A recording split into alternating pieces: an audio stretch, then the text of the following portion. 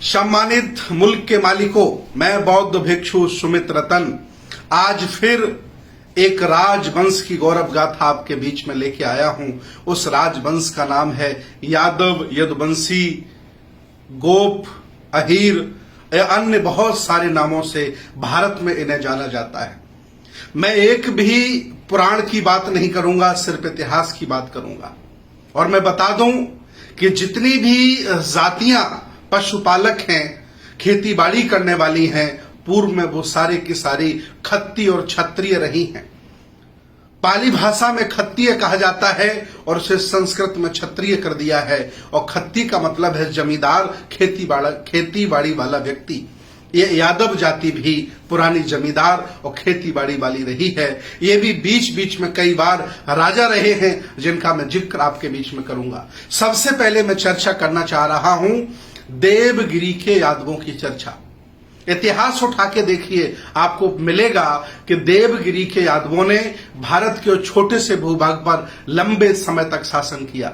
आगे चलकर के राजा गबली हुए, राजा सेवना हुए, राजा भिल्लम हुए, राजा जैत्रपाल हुए। लगभग इन्होंने 175 साल एज ए यादव वंश शासन किया। ये लोग जातिवादी नहीं थे, ये लोग छुआछूत नहीं मानते थे, ये लोग पशु बलि नहीं चढ़ाते थे, ये लोग श्रमण परंपरा के लोग हुआ करते थे। ये प्राचीन इतिहास की बात बता रहा हूं। इसके बाद छोटे छोटे रजवाड़े हो जाते हैं। छोटे छोटे रजवाड़ों में भी यादव वंश का, यदुवंश का बहुत बड़ा योगदान है। ये भी सम्राट रहे, राजा रहे, महाराजा रहे। जैसे महाराजा पूरनमल, ये मालवा मध्य प्रदेश में पड़ता है, वहां के शासक रहे हैं। राव तेज सिंह रेवाड़ी के राजा रहे हैं। रुद्र मूर्ति अहीर ये झांसी के राजा रहे हैं। बुद्धदेव ये बदायूं के राजा रहे हैं। राजा अभिसार जम्मू कश्मीर के राजा रहे हैं। और राजा दिग्गपाल महावन मथुरा के राजा रहे हैं। ये इतिहास की बातें मैं आपको बता रहा हूं। बहुत से लोग ये मानते हैं कि हम छोटे हैं, असहाय हैं, नीच हैं। ऐसा नहीं है। आप इस देश भारत के राजा महाराजा रहे हो, आप में वो काबिलियत है कि आप शासक कर सकते हैं, आप शासक हो सकते हैं, आप देश को चला सकते काबिलियत है और आपके पुरखों ने चलाया है। वर्तमान की परिवेश की स्थिति में जो भी खेतियर जाति, पशुपालक जाति साधन संसाधन वाली हो जाती है, तुरंत अपने आप को क्षत्रिय कहने लगती है। और जो ओबीसी के लोग हैं, शेड्यूल कास्ट के लोग हैं, उनसे दूरियां बनाने लगती है। मैं आपको बता दूं, क्षत्रिय तो आप पहले से ही हो। आप देश के राजा रहे, महाराजा रहे।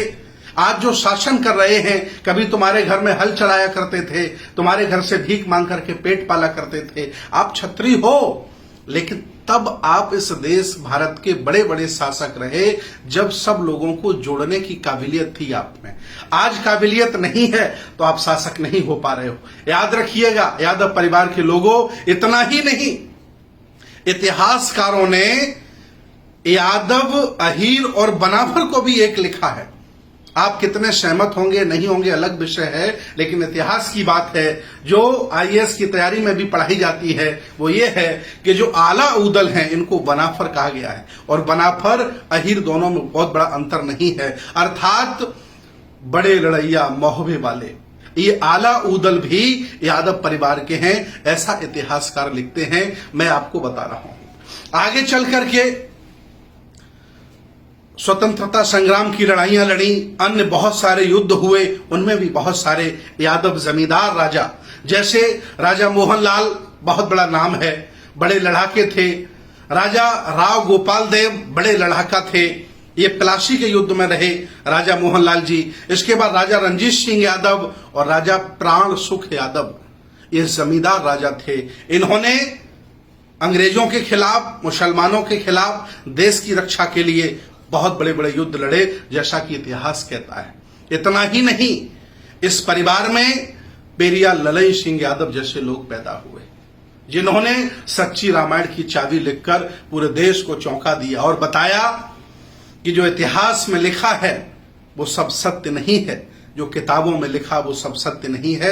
सत्य वह भी है जो आपकी तर्क की कसौटी पर सत्य सिद्ध होता है। ललई सिंह यादव ने जीवन भर समाज सुधार के कार्य किए और लोगों को शिक्षा के लिए, अच्छे मकान के लिए, अच्छे कपड़े के लिए प्रेरित किया और आज वो यादव समाज के बहुत बड़े महापुरुष बन के उभरे।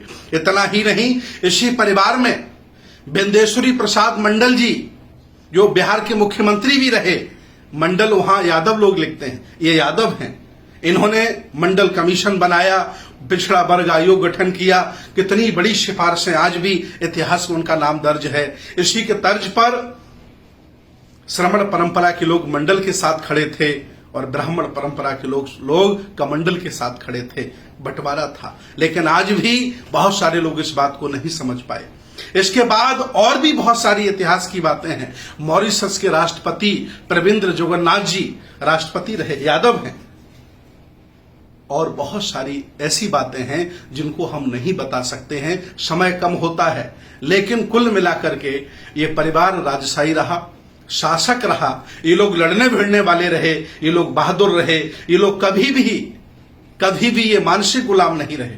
लेकिन आज के दौर में जब शरद यादव जैसे लोग जन्म लेते हैं, लालू प्रसाद यादव जैसे जन्म लेते हैं, माननीय मुलायम सिंह यादव जैसे जन्म लेते हैं, उस समय ये यादव परिवार, ये गोप परिवार, ये यदुवंशी मानसिक गुलाम हो जाते हैं। सामाजिक गुलाम, धार्मिक गुलाम, राजनीतिक गुलाम, आर्थिक गुलाम, राजनीतिक गुलाम, और अपने वोटों से दूसरों को नेता बनाने लगते हैं।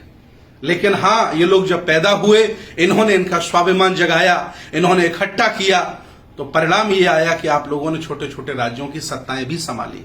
मैं चाहता हूं कि आज भी आप बड़े भाई बनकर एससी ओबीसी के सभी छोटे भाइयों को साथ लेकर के चल पड़ो।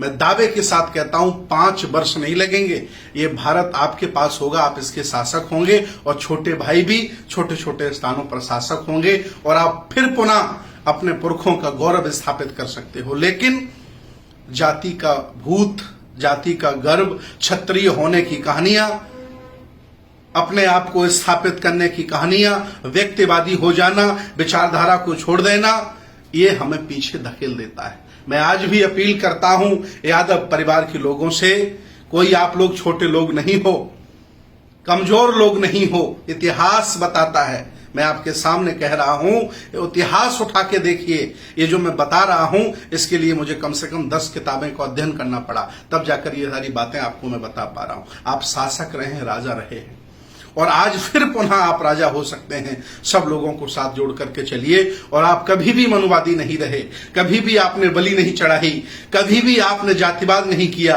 कभी भी आपने छुआछूत नहीं किया।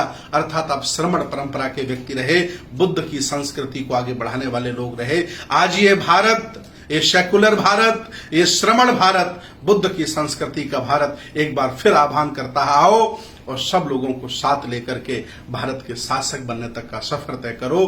तभी भारत की संस्कृति सभ्यता बच सकती है, दूसरा कोई उपाय नहीं। बहुत बहुत धन्यवाद, बहुत बहुत साधुवाद, सबका मंगल हो।